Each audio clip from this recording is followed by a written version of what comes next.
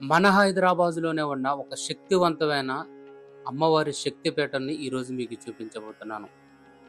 మన 2 తెలుగు రాష్ట్రాల్లో ఉన్న ఒకే ఒక చిన్నమస్తా దేవి ఆలయం ఇది. కొన్ని వేల సంవత్సరాల నుంచి అమ్మవారు ఇక్కడ కొలువుతీరి ఉండటం జరిగింది. అయితే 180 సంవత్సరాల క్రితం మీరిప్పుడు చూస్తున్న ఈ దేవాలయాన్ని నిర్మించారు.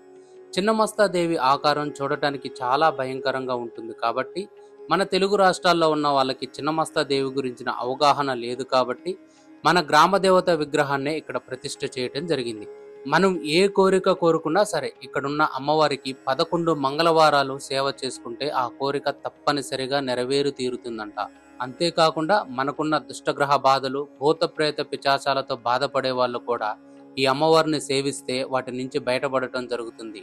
ప్రతిరోజు కూడా వందల మంది భక్తులు ఈ అమ్మవారిని దర్శించుకోవడం జరుగుతుంది. ఈ దేవాలయం వచ్చేసి సికింద్రాబాద్ దగ్గరలో ఉన్న మోండా మార్కెట్ పక్కన ఉంటుంది.